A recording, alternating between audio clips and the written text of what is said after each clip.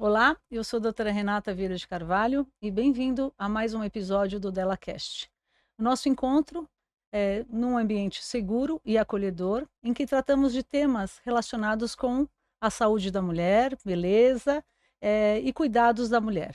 E nossa preocupação e o nosso objetivo é sempre trazer profissionais que estejam envolvidos com o atendimento das mulheres, mas que tenham excelência nessa formação e nesse atendimento e experiência, tá? E hoje eu resolvi fazer, na verdade, esse como um último episódio do ano, para tratar de um tema que foi amplamente falado durante todo o ano na mídia por todas as mulheres e as artistas, que é a perimenopausa e a menopausa. Então não podia deixar de falar sobre isso e faz parte de uma série de encontros sobre esse tema. Então, nós vamos debater um pouquinho sobre a história da reposição hormonal, nós vamos falar sobre temas controversos, vamos falar sobre implantes, terapia de reposição hormonal, e todos os sintomas e tudo aquilo que permeia esse universo da perimenopausa tão discutido sobre em todas as mídias hoje. E eu trouxe uma pessoa especial, tá? Ele já está dando risada aqui para mim, que teve a mesma formação que eu em hormônios, tá? A gente fez a mesma especialidade e a gente tem o mesmo tempo de formação e trabalho nisso. Concordamos, discordamos em alguns pontos e nós vamos, na verdade, colocar tudo aquilo que é mito, que é verdade e discutir esse assunto tão bacana. Então, eu estou aqui com o Dr. Rubens, que eu ainda não decidi se eu vou chamar ele de Rubens, de Binho, Rubinho, ainda não, ele vai me falar. Mas vamos começar. Vamos lá. Seja bem-vindo ao nosso DelaCast. Muito prazer. Já tive a oportunidade de ser ouvinte de alguns, muito É. interessante. Os temas que você traz aqui são muito legais, é uma informação de conteúdo e que eu acho que todo mundo está merecendo uma informação de conteúdo e correta hoje em dia, né? Bom, a gente tem uma formação muito parecida, né? A gente fez faculdade junto, residência junto. Depois eu fui 10 anos acompanhando o setor de climatério e menopausa lá do Hospital das Clínicas da USP, onde eu fiz meu mestrado nessa área, onde a gente também teve o prazer de conviver lá há alguns anos, atendendo aqueles milhões de pacientes que a gente atendia. E atualmente estou no consultório, fiz um MBA de gestão na área da saúde, administro também, gerencio uma clínica e faço também esteroscopia, um exame em laboratório. Que tem tudo a ver com o que a gente vai falar hoje também. Também, Tá. tem tudo a ver. E aí acho muito legal a gente falar dessa história pelo seguinte, eu acho que a gente viveu um momento muito marcante no tratamento e na abordagem da mulher menopausada. Então a gente saiu de uma situação, eu não sei a sua opinião, mas assim, saímos de uma situação que a gente não fazia nada e que não tinha muitas opções, né?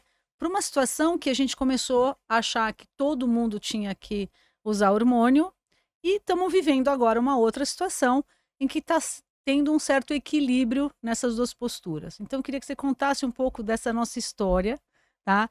E o que marcou tanto, que hoje está sendo falado também, que é um tema importante, disso tudo. É, muito interessante porque a gente acompanhou essa evolução desde a nossa recém-formação, quando a gente acompanhava um ambulatório há muitos anos atrás, né, décadas atrás, e a gente vivenciou um momento em que a reposição hormonal tinha meio que surgido há poucas décadas, tal, e a gente tinha um intuito de dar hormônio para absolutamente todo mundo, né? Primeiro, até abordando um pouquinho desse histórico, né, que eu acho interessante, por que que a gente começou a falar em reposição hormonal, né? Porque a mulher, até a década passada, ela vivia até os 45 anos, nem chegava na menopausa. 100 anos se passaram e agora a gente está Até falando o numa... século passado, né? Exato, É, século passado. é. 100 anos se passaram e a gente agora está falando numa longevidade, numa expectativa de vida de 79 anos. Então a mulher passa um terço da vida, se a gente pensar que a menopausa ocorre por volta dos 50 anos, na menopausa. Então já, né, desde 1950, por aí, já começou a se falar no tratamento disso. Só que o tratamento era muito ruim, né? eram hormônios que não eram hormônios iguais ao que o nosso organismo produz, né?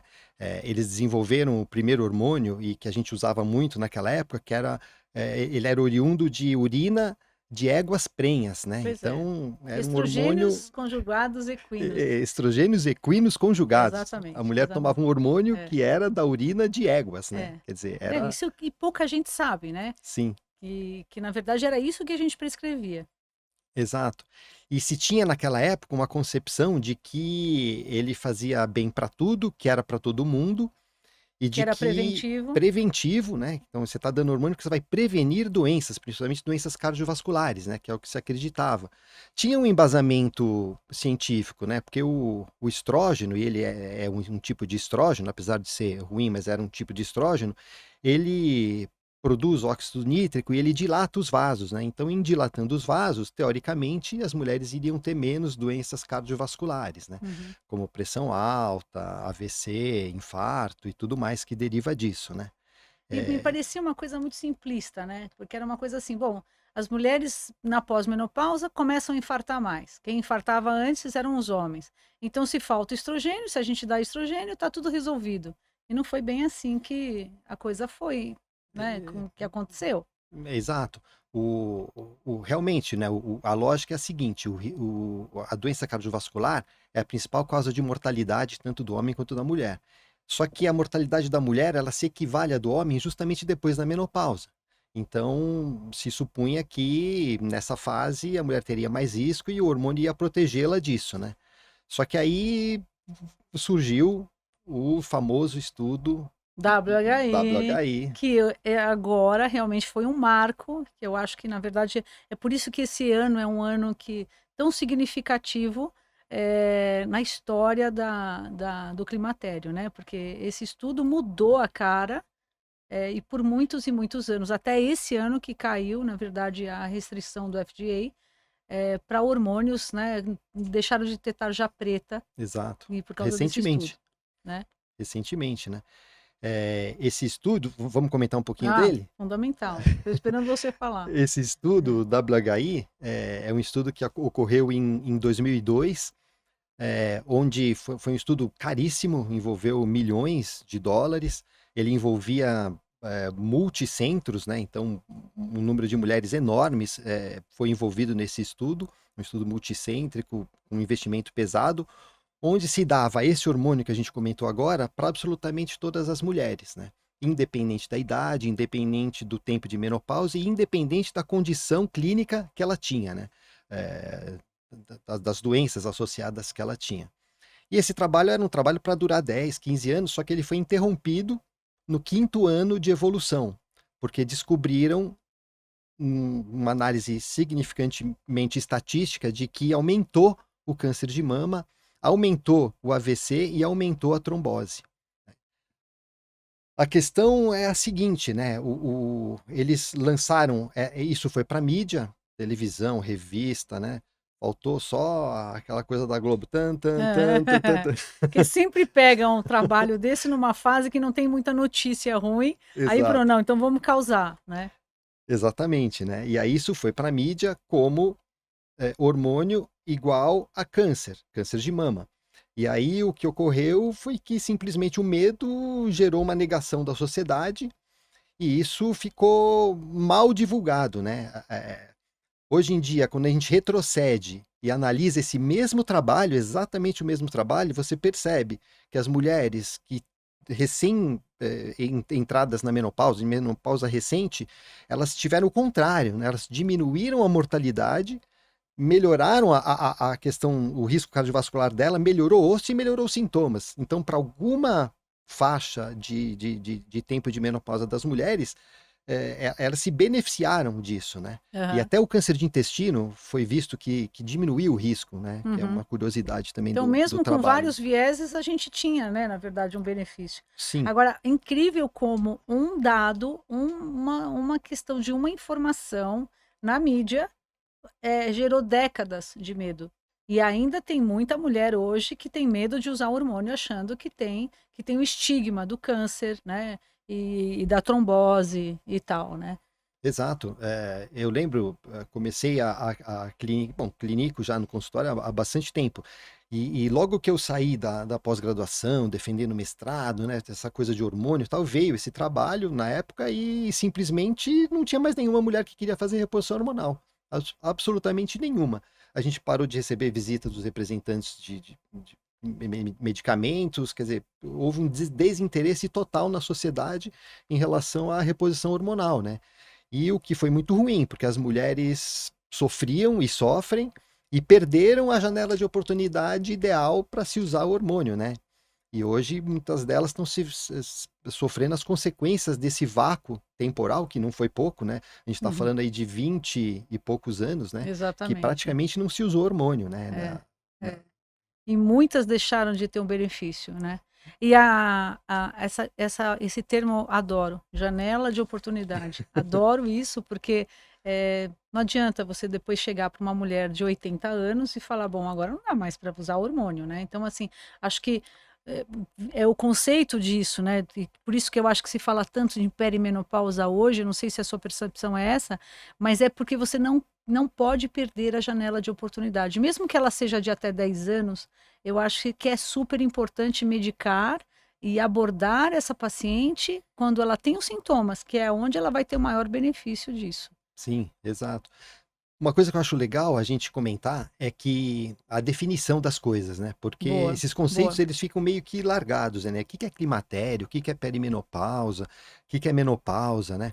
Então, assim, só conceituando de uma forma relativamente simples, o climatério, ele é um período, é uma fase que vai da fase reprodutiva da mulher para a fase onde ela não vai mais reproduzir, né? Então, é uma fase de decadência da fase reprodutiva da mulher, que acontece normalmente dos 40 anos para frente, né? Hoje em dia fala dos 40 anos até os 65, daí para frente entra outra fase, senectude, senilidade, enfim. Mas essa fase de declínio da função reprodutiva da mulher a gente chama de climatério, que é um período.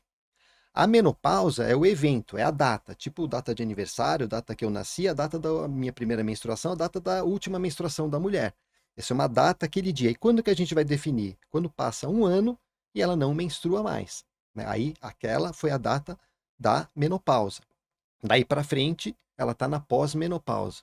E o que que é perimenopausa? Perimenopausa é aquele período que está perto de, por volta de.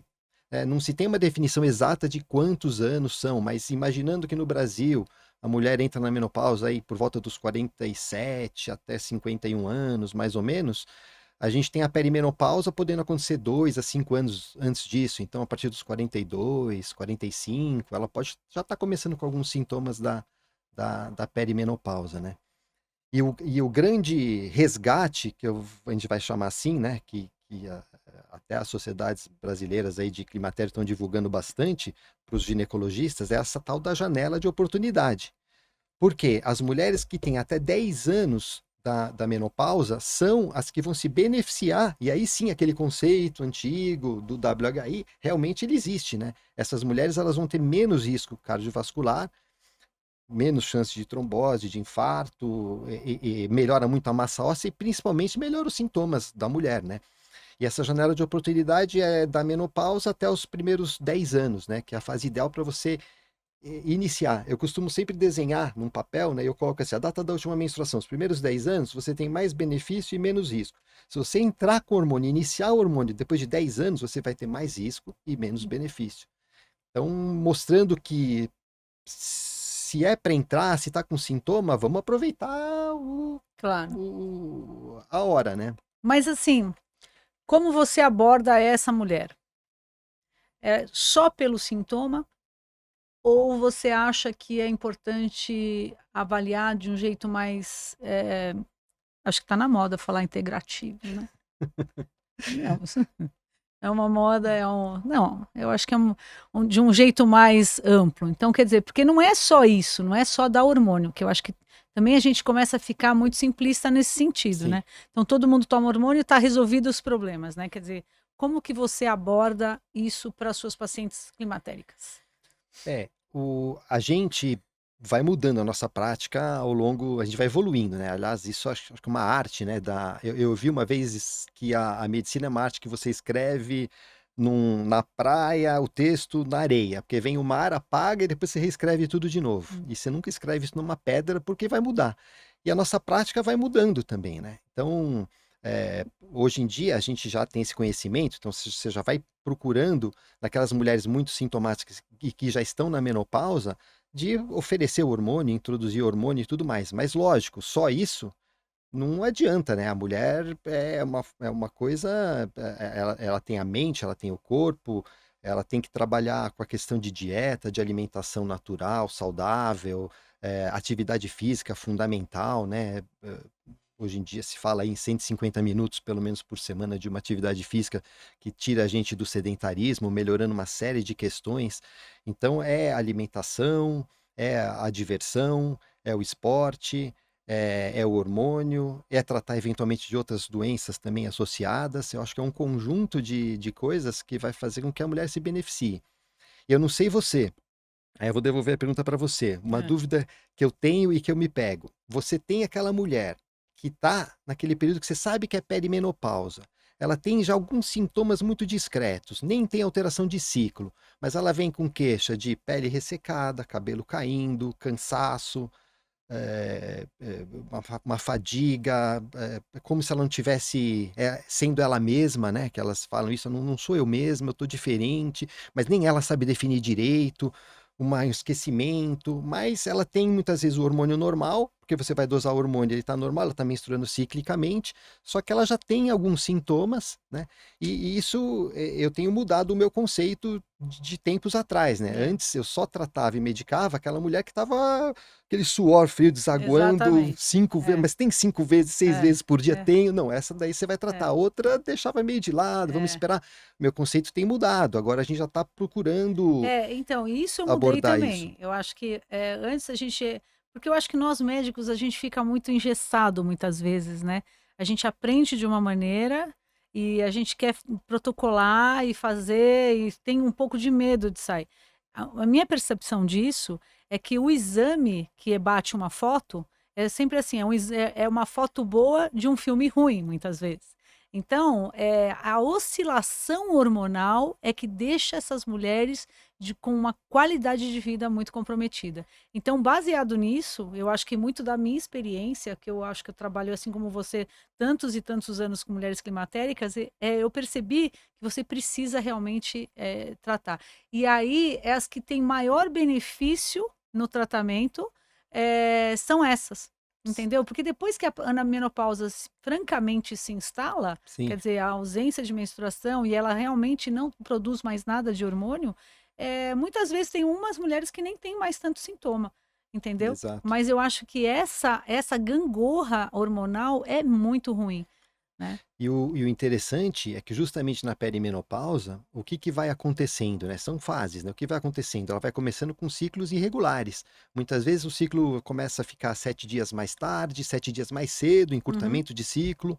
Muitas vezes ela começa a ter períodos de não menstruar mesmo, 1, 2 meses, mas ela ainda menstrua. Então você dosa o hormônio naquele mês que ela está produzindo o estradiol, e ela vai estar bem. A foto A boa foto, é a mas no foto boa do filme filme ruim. ela tá num dia bom, num mês É. bom, depois de 2 outros já não tá mais.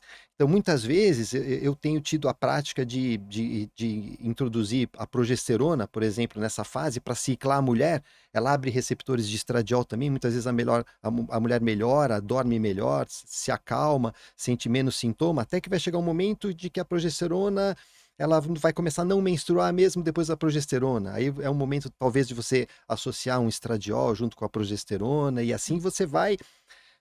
Eu tenho a prática de sempre começar do menos para o mais, né? E Uhum. principalmente na perimenopausa, porque um mês ela vai ter hormônio, outro mês ela não vai estar. E naquele dia que ela foi no seu consultório, ela está com aquela fotografia, até com aquela fotografia do exame. E nessa fase é muito comum, se você errar um pouco a mão e pesar na dose do estradiol, do estrógeno, você faz com que aquele endométrio, né, a camada que forra o útero por dentro, prolifere e ela vai ter sangramento exagerado, fora de controle. Então, a gente vai aprendendo um pouco Eu que. acho que muito dessa coisa do hormônio é individualização, né? Que eu acho que todo mundo fala muito isso também. Não tem receita de bolo, né? Quer dizer, tem que realmente individualizar, cada paciente responde de uma maneira. essa coisa da progesterona, isso você falou, né, a gente era engessado com a progesterona, né, e como mudou isso daí, né. É. Eu confesso também que eu queria cada vez dar menos progesterona, eu era preconceituosa com a progesterona, porque eu achava que ela estava muito associada com sintomas de TPM, entendeu. Talvez eu, por uma experiência própria de ter uma vez tomado e me sentir super mal, então eu tinha essa tendência, mas hoje eu virei super fã da progesterona, né. Quer dizer, eu não sei você, como é que você vê isso, mas eu vejo que tem um grupo de até uma paciente, eu repito isso todos os dias, tem uma paciente que falou que existe as progesteronas lovers. E elas se elas amam tomar progesterona e, assim, se sentem bem, mais calmas, dormem bem. Então eu tenho usado muito mais, não só com a finalidade de proteção do endométrio, mas com a finalidade de fazer parte desse rol da reposição hormonal. Sim, sim. É, aproveitando o gancho da progesterona, e eu já vou chegar lá, o que que evoluiu, né, do WHI para cá? A evolução dos hormônios, né? Então a gente tinha antes Tá? hormônios todos sintéticos, né, que eram diferentes, né? É aquela chave que entra na fechadura, mas não vai Uhum. direito, aí surgiram, grande evolução foi essa, né? Foram duas, eu acho. A primeira, a evolução dos hormônios que o pessoal por aí chama de bioidênticos, mas o nome correto é isomolecular, que ele é Aham. exatamente a mesma molécula que que o ovário produz. E aí esses hormônios chegaram no mercado. Então, os estrógenos que tinham de vários tipos, etilneestradiol da pílula, os estrógenos equíneos conjugados, que era o que a gente 17 usava, beta. 17 beta, né? E agora chegou o estradiol realmente, né? A progesterona é a mesma coisa. Antes a gente tinha várias progesteronas, tinham progesteronas derivadas da molécula da progesterona, mas que não eram iguais. Que são as progestinas. Isso, tinha aquelas derivadas da testosterona, que é umas progesteronas que tinham uma ação mais androgênica, né? Mais uma ação de testosterona, e até umas que eram derivadas de mineralocorticoides, que eram diuréticos e tudo mais. Mas aí tem a molécula da progesterona natural, micronizada, que é a progesterona. E aí o que que se percebeu? Que essa molécula ela é completamente diferente das outras, né? Tanto na questão da reposição hormonal como segurança, como também em aliviar uma série de sintomas da mulher, né? Agora, a gente tem percebido mesmo que ela melhora o sono, acalma, mas também não é para toda mulher, né? Algumas mulheres, muitas vezes, têm algumas queixas aí que eu vejo assim com o uso da progesterona, mas em geral, individualizando caso a caso, Mas a é uma gente tem que oportunidade usar, interessante. tem que proteger o Quando a endométrio. mulher tem útero, não se discute, né? Tem útero, você tem que dar a progesterona junto, porque é aquele conceito, né? A mulher passou a vida inteira com o estradiol e a progesterona e menstruava. Estradiol, progesterona e menstruava. O que que acontece se você der só o estradiol na pós-menopausa? Aquele endométrio vai proliferar sem fim. E aí ele pode virar uma hiperplasia, um câncer, problemas. Então você tem que antagonizar esse efeito do estradiol no endométrio usando a progesterona. Então aquelas mulheres que têm útero, é imperativo que se use a progesterona, né? Tá.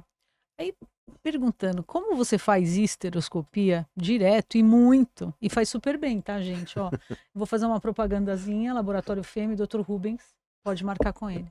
É, você, por exemplo, você atende mulheres de todas as, né, de vários colegas, fazendo ou não reposição hormonal.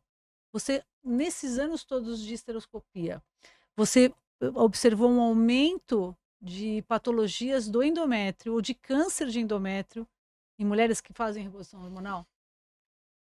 Olha, aí tem dois aspectos, né? Um viés que, como diminuiu absurdamente o número, né, de mulheres em reposição hormonal, eu sinceramente nesses anos tenho pego poucas pacientes que fazem reposição hormonal, mas como eu faço um volume grande, sempre aparecem várias mulheres com reposição hormonal. Algumas com algum sangramento discreto, um pouquinho fora de época, mas que não me lembro, sinceramente, nos últimos 20 anos aí que eu faço esteroscopia, de ter pego uma mulher com câncer de endométrico que estava usando reposição hormonal. A Tá, grande isso é uma maioria coisa. não estava usando e teve por outros motivos, né. Tá, eu acho que isso é um dado super importante, né? Porque é uma percepção, tudo bem, não é um trabalho, mas é uma Sim, percepção clínica do seu trabalho né, diário em relação a isso. Não é um trabalho científico, mas é uma Sim. percepção. E muitas vezes a gente percebe que é um endométrio atrófico e que sangra, e às vezes é um pólipo, né, que é uma doença benigna do endométrio, que pode eventualmente se malignizar, mas não me lembro de nada grave em relação à reposição hormonal e câncer de endométrio pela esteroscopia. Tá. Bom, então acho assim que a gente conclui e concorda que que a gente tem estrógenos, né?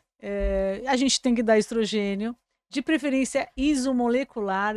Sinceramente, a gente até conversou sobre isso.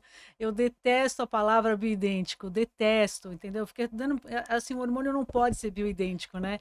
Porque senão você é tirar o É, hormônio de uma mulher, colocar num tubinho e injetar na outra mulher. Não tem. É sim. isomolecular, que é a mesma fórmula. E antes de você Ah, puxar o assunto, outro conceito também, a janela de oportunidade, o molecular e a questão da menor dose pelo menor tempo possível. Isso eu fico me pegando o tempo inteiro, né? Tudo bem de você começar com a menor dose para você ir calibrando se precisar, né? tá, É que nem o sal na comida, né? Você coloca sal na comida de pouquinho, você pode colocar mais. Agora, se você coloca muito, você estraga a comida. tá. Então, você começa de uma dose menor e, eventualmente, essa mulher vai te visitar daí 3 meses, daí 6 meses de novo, e você vai calibrando a dose, né? Agora, pelo menor tempo possível, eu fico me perguntando, né? Que é um conceito que, assim, usa o hormônio pela menor dose Hum, pelo menor tempo possível. Que menor tempo possível é esse, né? É 1 ano? Separa o é, hormônio 1 ano, a mulher volta com sintomas lá exatamente. absolutamente iguais ao que ela tinha antes, né? Então é 5 anos, tinha esse conceito marcado, né? Sim, 5 anos, 5 cinco anos, anos, né? 5 anos. 5 anos, 5 anos. Tá, 50, 55, a mulher de 55 é a mulher de 35 do século passado. Ela tá jovem, né? Ela é uma mulher de 55 na idade e 35 na aparência. Quer dizer, ela vai parar hormônio, ela vai sofrer demais, né? Então, o que eu percebo é que, assim, pelo menos nos primeiros 5, 10 anos, é difícil você parar o hormônio, É, porque ela vai voltar a ficar sintomática. tá. Muitas vezes, depois de 10 anos de reposição, eu tento ir diminuindo a dose, mas muitas vezes eu percebo que a paciente volta com sintomas e a gente mantém a dose pelo período que for, desde que ela faça os É. exames de prevenção e tudo mais. Isso foi acho que são 2 momentos na minha formação muito marcantes em relação a isso, né, que uma vez eu escutei não, eu vi um trabalho na apresentação de um congresso mundial, em que falava assim, que a média de sintoma das mulheres, a média é de 10 anos. Então existe mulheres que não têm nada e mulheres que nunca deixam de ter sintomas. Então 10 anos é muita coisa, então eu acho que é o tempo que for necessário. Então eu acho que esse é um dado. E um outro dado que uma vez eu também vi num congresso assim, é parar por quê e por que parar, né?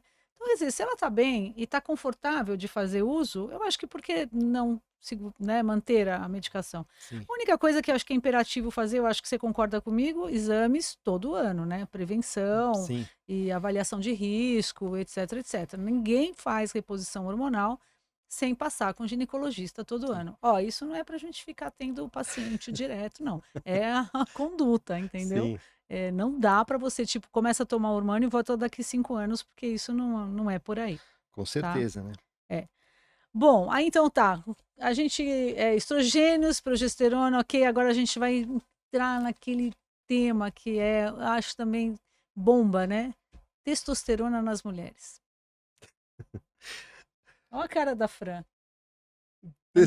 A nossa plateia, entendeu? Ela tá até assim, se mexendo agora, para querendo saber o que que a gente pensa sobre testosterona nas mulheres pós-menopausa e na perimenopausa. Vamos É, lá. a testosterona, eu costumo falar que é um hormônio viciante, né? Porque ela melhora a sensação de cansaço, ela emagrece, ela aumenta músculo, ela dá libido, desejo sexual. Então, ela é um hormônio viciante que todo mundo quer, né?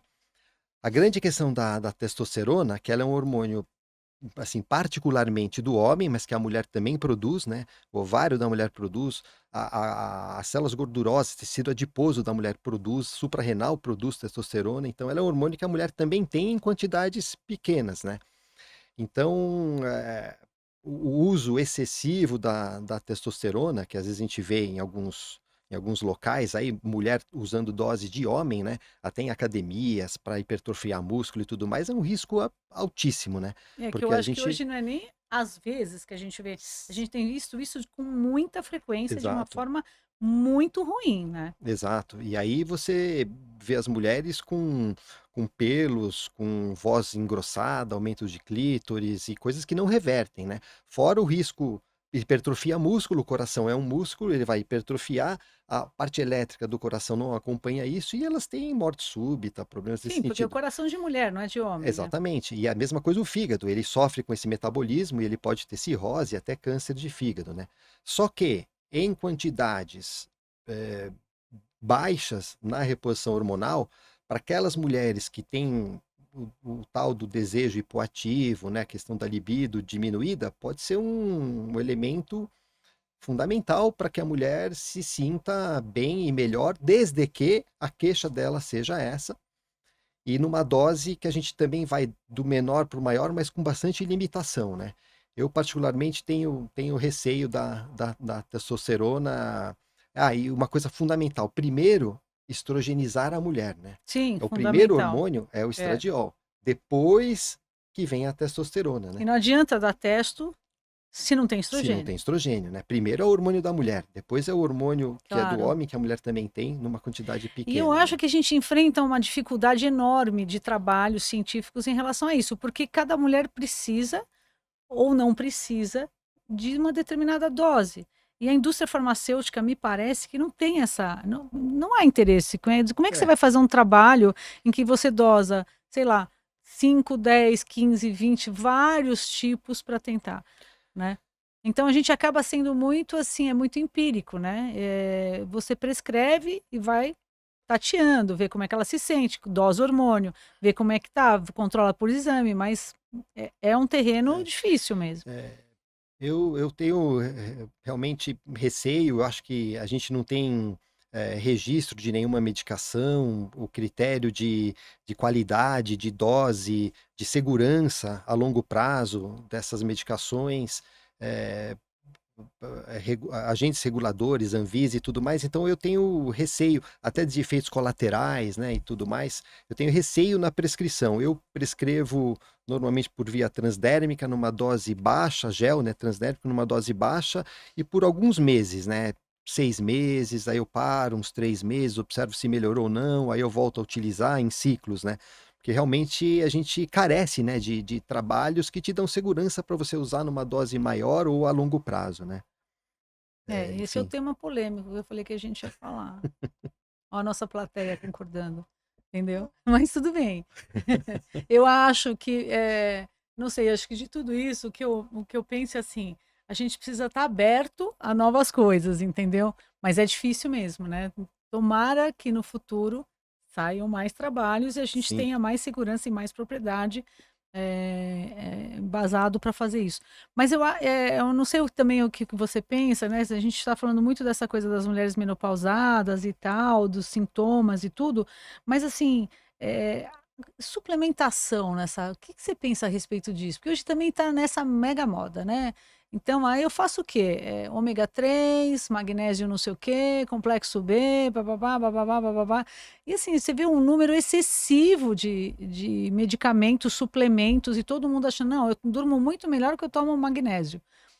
Mas assim, da onde vem tudo? O que que você pensa a respeito disso? Entendeu?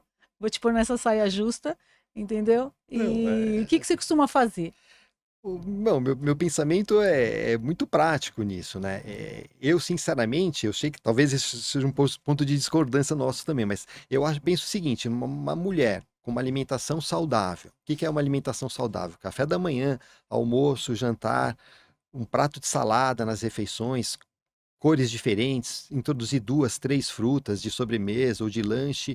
Essa mulher é muito difícil, desde que ela não tenha nenhuma restrição, né? Claro. Vegetariana, vegana, ou síndromes de má absorção, porque fizeram cirurgia bariátrica e tudo mais. Aquela mulher padrão, normal, que não tem nada disso. É muito difícil que a gente tenha alterações de vitamina, né? E eu penso o seguinte: se a faixa normal é de tal a tal e está dentro daquela faixa, eu acho que tudo bem. Eu não me preocupo em repor hormônio. Saiu um trabalho, acho que um ano passado, populacional grande que mostrou indivíduos, acompanhou, foi retrospectivo, né? Viu indivíduos que tomavam polivitamínicos e se observou que eles não tiveram aumento da expectativa de vida, não tiveram redução de mortalidade por conta de terem usado polivitamínicos a vida toda, né? Agora, eu, como apaixonado pelo exercício, né, assim como você, né, bicicleta e tudo mais, a gente sabe, tem comprovações aí de alguns suplementos até para esporte que são interessantíssimos, né? Creatina, betalanina, a gente tem aí eventualmente a cafeína para algum começo de exercício, a proteína, né, super importante para quem quer formar músculo, além de exercitar o músculo, você precisa ter um aporte maior de proteína, né? Então tudo isso é bastante já bem estudado em atletas. Agora, polivitamínicos, magnésio, vitamina D, lógico, vitamina D tem que dosar, se ela estiver baixa, tem que É, repor. Vitamina mas B12 também é uma também, coisa, né? né? Quer dizer, ninguém toma sol, muita gente trabalha o dia Exato. inteiro, né, fechado, não faz nenhum esporte ao ar livre, né? E, enfim, e aí a indústria farmacêutica deitando e rolando também com isso. Desculpa, mas eu acho que a gente tem que falar, Sim, né? Entendeu? Então, do lado da gôndola de protetor solar tem a de vitamina D, em doses de até 100 mil, né, unidades. exato. E É tem mulher que compra sem ter informação e começa a tomar de 50 mil diariamente, né? E aí ela vai ter uma intoxicação renal, Sim, problemas gravíssimos, né? Por uma exatamente. vitamina que a gente acha que é inerte, mas não é, né? Não é. É. Bom, agora, vias de administração de hormônio. Sua opinião. Ah, a opinião é assim, primeiro, né? O que evoluiu, além da questão dos isomoleculares, da questão do estradiol, dos hormônios que o pessoal chama por aí de bioidêntico, evoluíram muito as doses, evoluiu muito a forma do hormônio entrar no nosso corpo, né? Antes era só via oral.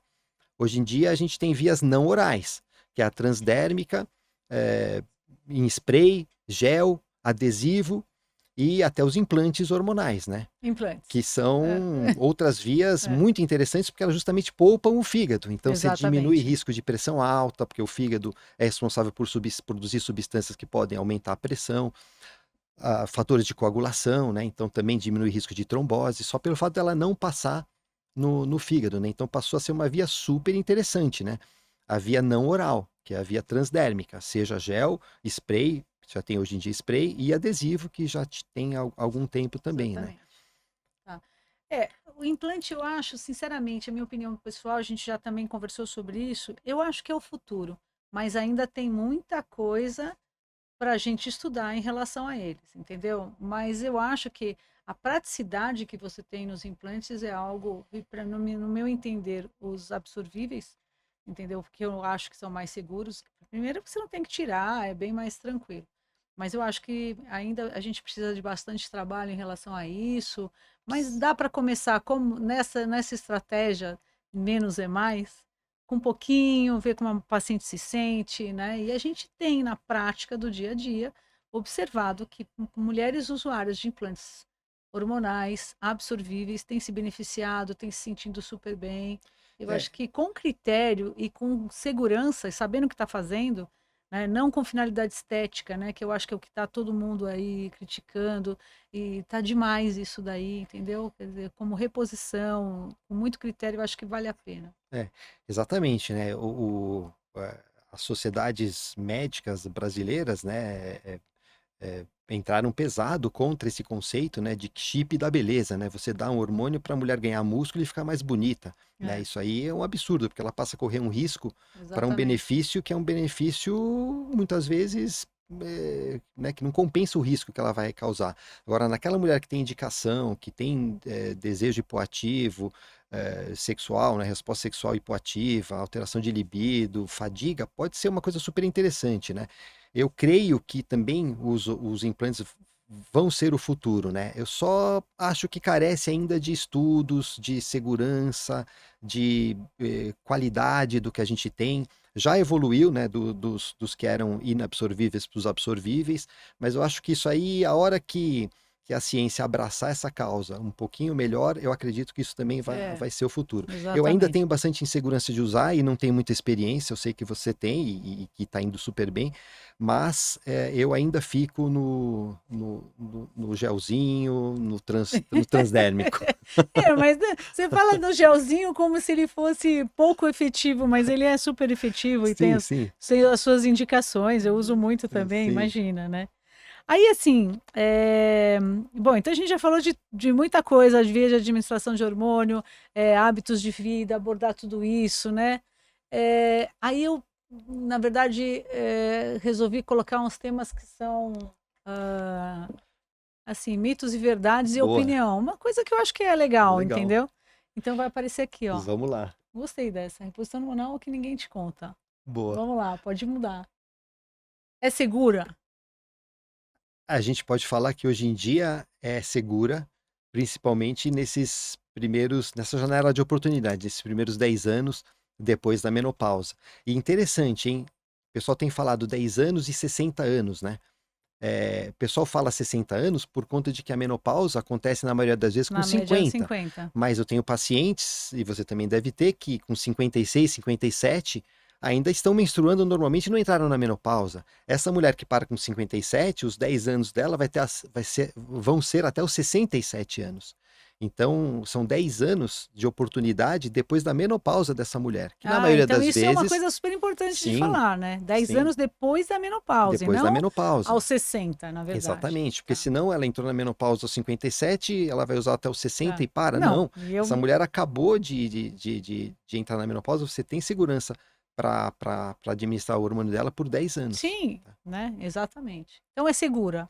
É segura, principalmente é segura, lembrando sempre do detalhe dos hormônios isomoleculares, estradiol e progesterona, nas doses habituais, né? Nada de exagero de dose, e pelas vias que hoje em De dia, preferência de transdérmica preferência não oral, ou né? exatamente a Transdérmica, não oral, exatamente. entendeu? Acho que Isso. isso é importante. E a progesterona natural micronizada, É, e não a progestina, que ela, na verdade, tem trabalho que mostra que a progestina aumenta o risco do câncer de mama. sim, Entendeu? O sim. uso dela por Vai muito ter tempo. essa perguntinha aí? Acho que sim. Então vamos lá. Se não Vamos tiver, a lá. gente volta nesse é segura Ah, para falar do câncer de mama. agora, assim, é segura também se você avaliar bem a paciente também, Sim, entendeu? Então, assim, riscos, né? Quer dizer, você considerar as contraindicações sim. absolutas, relativas, é É, aquilo que é quem não clássico. pode tomar hormônio? Quem teve câncer de mama, Sim, ela teve câncer de mama, câncer de endométrio, alguns tipos de câncer de ovário e trombose, né? sim. Essas mulheres não podem usar hormônio, né? Tá. As que tiveram algum evento AVC, infarto também, né? Então esse é um grupo Recente, na verdade, recente, né? esse é um grupo mais restrito para a gente Tá. pensar nisso, né? Com mais, tem que ter mais critério. Exatamente. Tá, pode colocar. Ah, não, não podia faltar. Eu sempre falo assim: se você quiser atenção, se você tiver 2.000 mulheres na sua frente e você quiser a atenção dessas 2.000 mulheres, é só você falar assim, pode ser baixinho, engorda, todo mundo para e presta atenção, entendeu? Reposição hormonal engorda? Não engorda, Não, engorda. não Entendeu? engorda. Isso é mais que provado, né? O que acontece? O metabolismo da mulher diminui, né, com a idade e com o evento da menopausa, né? Então, essa mulher tem uma tendência a aumentar de peso de uma forma importante. Aliás, a gente já tem aumento de tendência de peso por década da vida, a gente aumenta mais ou menos 5 quilos. Na menopausa, se Como fala assim? 5 Por quilos por década? década. 5? E se fala na menopausa em 1 quilo por ano de menopausa. Então, você imagina, 10 anos, 10 quilos, né? Mas o hormônio, ele Eu acho que a gente tinha que fazer o seguinte, ó. atraiu, Considerando isso, atraiu a peraí, atenção, atraiu a atenção, 10 quilos, que tal não ter isso? eu acho que assim, essa informação a gente tem que dar para uma mulher já de 25 anos, para ela já começar a emagrecer. Exato, Para que ela já chegue bem mais magra na menopausa e não ganhe tudo isso. exato. Tá, então repete essa cifra. 5 Me- anos por década, 5 quilos por década Ah, tá. de aumento de peso. É só a gente ver o peso que tinha na faculdade, o peso que tem agora. Eu não vou comentar isso. Não, esse assunto é. Depois da menopausa, 1 quilo por ano, mais ou menos, né? Tá. São cifras, números assim, É. Mas eu acho. mas é uma preocupação, né? Então, mas assim, a mulher que chega na menopausa extremamente sintomática, dorme mal, Sim, fica mais sedentária, promove isso um ganho de peso, né? Exato. Pratica menos atividade física. Então, Isso. eu acho que assim, esse fator é um fator E, importante o também. estradiol, né, que tem a É, ação direta e a indireta, né? A ação direta é que ele recupera melhor o músculo, ele vasodilata, ele faz o oxigênio chegar no músculo, ele recupera mais o músculo, faz com que aquele catabolismo, aquela perda de músculo seja diminuída. Ele não vai formar músculo, mas ele impede que você perca de uma forma mais acelerada e mais rápida. Então, essa é a ação direta dele, ele melhora a cicatriz, pele, é outra coisa que a gente pode falar. Então ele melhora a regeneração do músculo, né? Consequentemente, aquela mulher com mais músculo, ela vai perder mais caloria, né? Mais massa muscular, perde mais caloria. Melhora o sono, melhora a disposição. Então, aquela mulher que era sedentária, que não tinha vontade de nada, ela vai estar mais disposta para iniciar um exercício, fazer uma caminhada, fazer uma atividade física. Então, essa ação indireta do hormônio, né? tá, Na cognição, ele dá mais saciedade, né? tá. Ele faz com que você tenha menos fome, dá mais saciedade. Então, o hormônio, essa história que eu engordei porque eu tomei hormônio, não. É o não tomar, não usar o hormônio que você tem uma chance maior de, É. de Eu acho que aumentar essa o coisa peso, né? vem um pouco, a gente carrega de gerações, né? Que era aquela coisa, o único hormônio que se tinha, né, no século passado era a cortisona, né? Então as pessoas É, usavam corticoide, ficavam inchadas e achavam que isso que engordava, né? sim, Então a gente carrega muito esse estigma, né? Mas claro que não engorda, sim, muito pelo contrário. sim. Não, Não. não É, causa câncer de mama. não causa câncer de mama. Inclusive, naquelas mulheres que não têm útero e que usam só o estradiol, diminui o risco de câncer de mama. Naquelas mulheres que usam progesterona natural, o risco é igual ou assim discretamente aumentado, que seria assim 2 mulheres em 20.000 que se beneficiariam depois de 10 anos de uso, né? E agora, aquelas progesteronas sintéticas, aí se aumenta um pouquinho o risco, sim, mas que também, quando a gente fala em risco relativo, é grande, mas se você for ver o número absoluto, é bem pequeno, né? Tá. Então, não causa câncer de mama. Nas mulheres que tiveram câncer de mama, elas não podem usar. Sim, Agora, naquelas pacientes que têm parentes, né, familiares com câncer de mama, estão liberadas para sim, usar. Não tem problema, não causa. exatamente. Próximo. É estética ou tratamento de saúde? Eu encaro que uma primeira abordagem, ela é um tratamento de saúde, porque ela está muito sintomática e precisa melhorar a massa óssea, precisa melhorar a questão de genital, lubrificação, geniturinária dela, precisa melhorar principalmente os sintomas, que muitas vezes são discretos, e que passa também porque você percebe que melhora a pele, melhora o cabelo, melhora a unha, Então, acaba diminui sendo, peso, então acaba mas é uma sendo indiretamente consequência. consequência, né? Legal. Concordamos, concordamos. Concordamos. Bom, bom, bom. Tá empatado.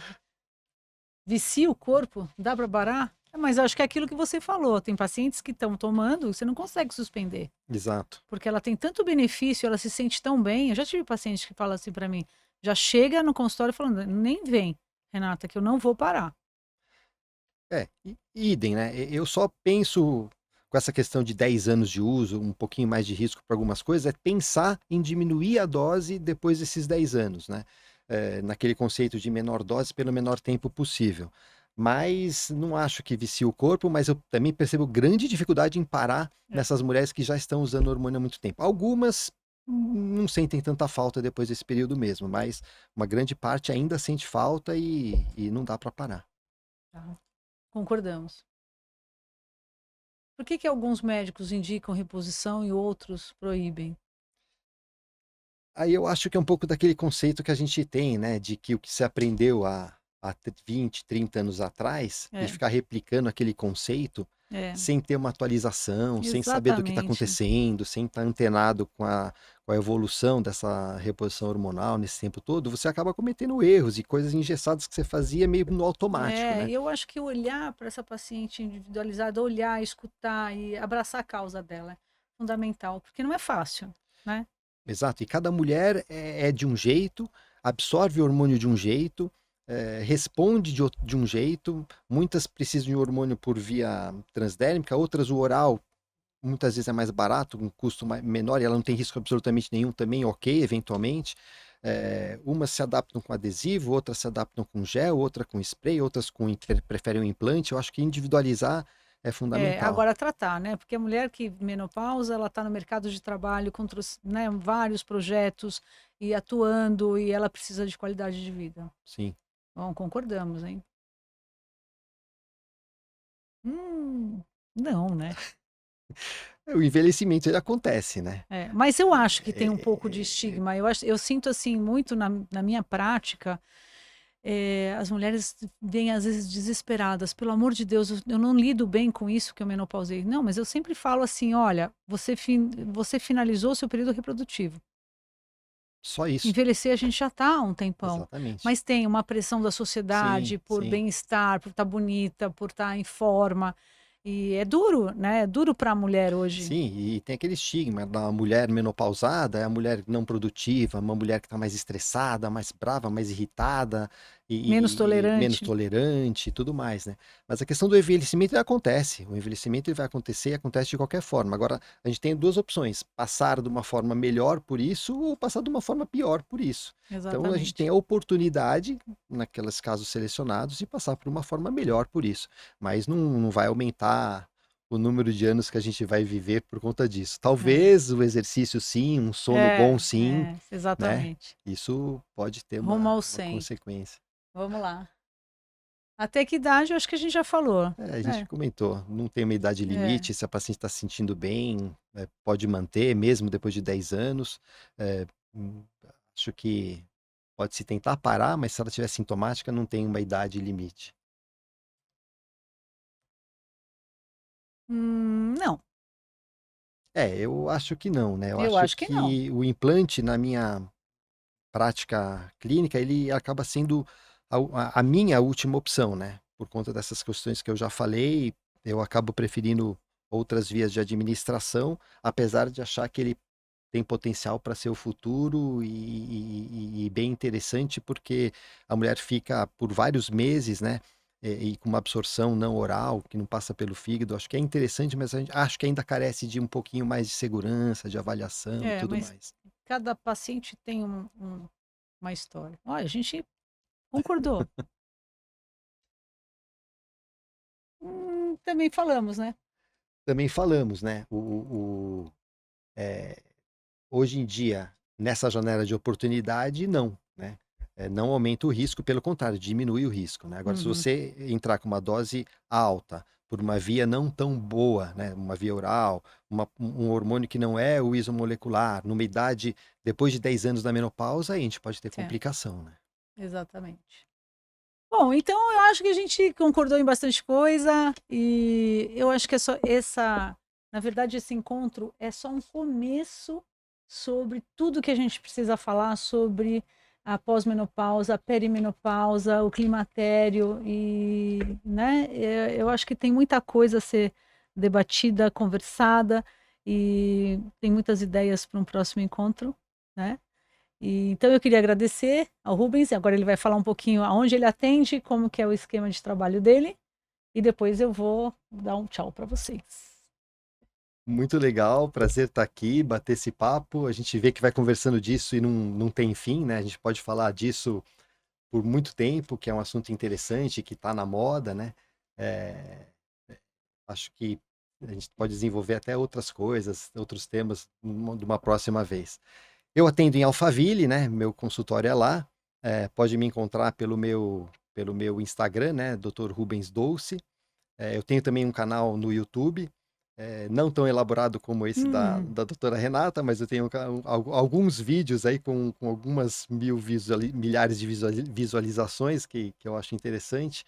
É, e estamos aí para atender as pacientes da melhor forma possível. Sou apaixonado pela esteroscopia, onde eu faço no laboratório FEME, laboratório da mulher, e atendo no consultório e lá em Alphaville vocês podem me encontrar por esse canal do Instagram. Muito obrigado por estar eu que aqui. agradeço. É isso aí. Esse foi mais um DelaCast e espero encontrar vocês numa nova oportunidade. Mês que vem tem mais. Muito obrigada.